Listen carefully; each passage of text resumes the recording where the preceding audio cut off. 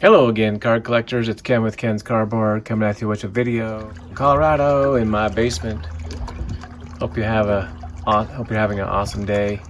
Thank you for taking the time to check out this video. I just want to share a little bit of my collection, but this is also a video response for ShoeboxLegends. He's a new subscriber to my channel, and he came over from seeing some video responses I did for John Way Boggs fan, and so I checked out his channel. I watched a few videos. I love his channel. It's awesome. You should go check it out. I'll put a link in the description below. But he's looking forward us to put out a video for his 100 subscribers. And so he's a new channel. And he's been doing it, I think, for a couple months, he said. And he wants us to show off one card that's sentimental or has some meaning to us, and some other things you collect that are not cards, or things that you have. So things that are important to you. Couple things. I've been collecting cards since like 1979, and when I was 9 years old at the playground, and some kids were playing flip, and so I always liked baseball. Played baseball from as long as I can remember, however how old I was, playing t-ball, probably like 6 or 7 years old.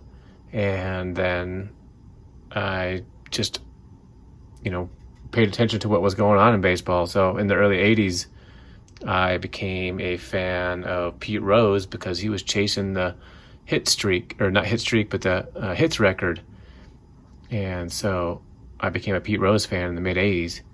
And so I started to collect some of his cards, and so I had a few cards in just from from 79 and on, but he had some older cards, and I started looking at some of those. So the most sentimental card that I have in my collection is probably this 65 Rose. It's got some nice looking creases right down the middle here, and pretty well dog-eared corner up here, another crease in the corner up here. And I think I got this for like $20, or maybe it was like $15. I can't remember the exact price, but I remember saving up my paper route money and getting this card, my allowance. I saw it sitting in the card shop in Southern California where I lived, and this was the oldest card in my collection until 2019 when I bought Sandy Koufax rookie. So, well, actually, then I also got the 64 Rose that's up here, but this was like the first vintage card that I ever purchased. So it kind of has some sentimental value to me, and I don't really care what the shape of it is in. And I've looked at cards to replace this one, but I just like this one here because I just remember this being the oldest card I ever got in my collection. So it's bent up all over the place. Some kid loved this. So that's the most sentimental cards I have in my collection. Mr. Pete Rose from 65.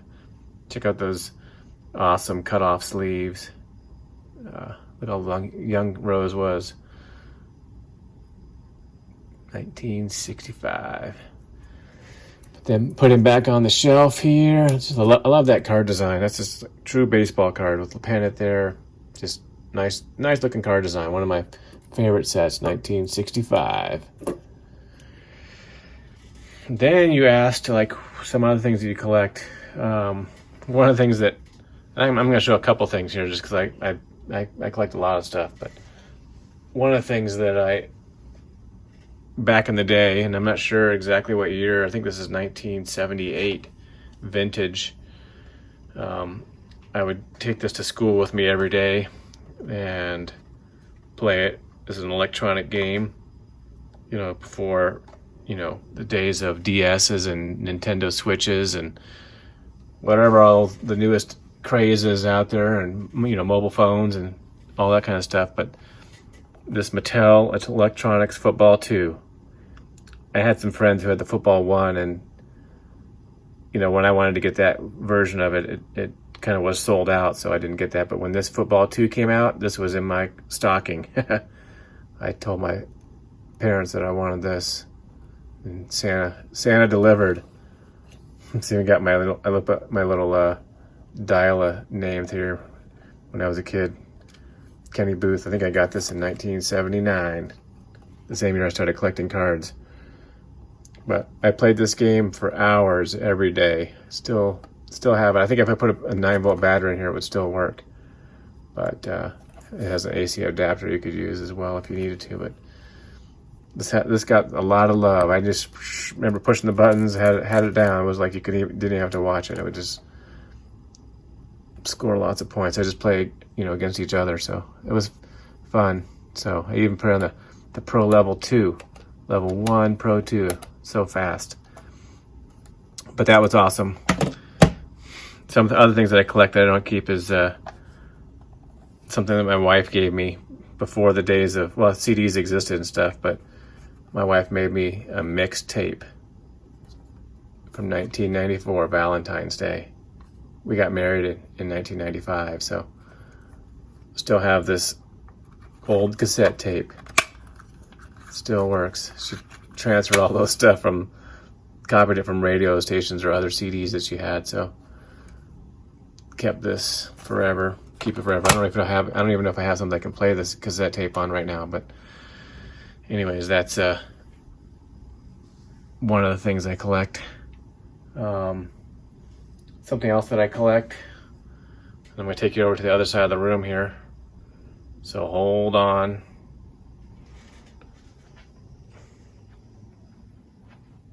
There's my 2 pinball machines. I don't really collect them, I just play them. But over here I have a lot of baseballs on these 2 homemade shelves that I made. You can go back and watch a video. I made one of these shelves, but most of these are Rockies autographs. I've showed this before in other videos, but showing it again, these are mostly autographs from Rockies players. Got a couple that aren't like the Dansby Swanson here that I got at a minor league game in Oregon. There's a Drew Stubbs. That same game, I saw Lee Smith there. He was just hanging out, watching the game. I got a Robert Manfred autograph recently. Tommy Lasorda, rest in peace. Got that at spring training. Ran into him one day. Got my Todd Helton autograph baseball. Got some others, Rockies players there. Troy Tulowitzki on this anniversary ball. Carlos Gonzalez. There's a foul ball that I caught from Seth Smith. I got it signed. Eric Young. Nolan Arenado, 20th anniversary. Then I got this World Series ball. This one's from when the Rockies were in 07 World Series. Went to spring training for the first time the next year and got Troy Tulowitzki to sign that. But most of all, this ball here is the ball that kind of my most collection of my autograph baseballs is this Ken Griffey Jr. that my mom got me. Back in the early 90s, you can see it's on an old American League ball. And they still had American League presidents and a National League president, Bobby Brown. The ball probably flew a lot different than the ones they have today. But there's my autograph balls. I have a few more that I don't have on the shelf, but those are the main ones. So there's my response for Shoebox Legends. Hope you enjoyed that. Take care, everybody, and peace out.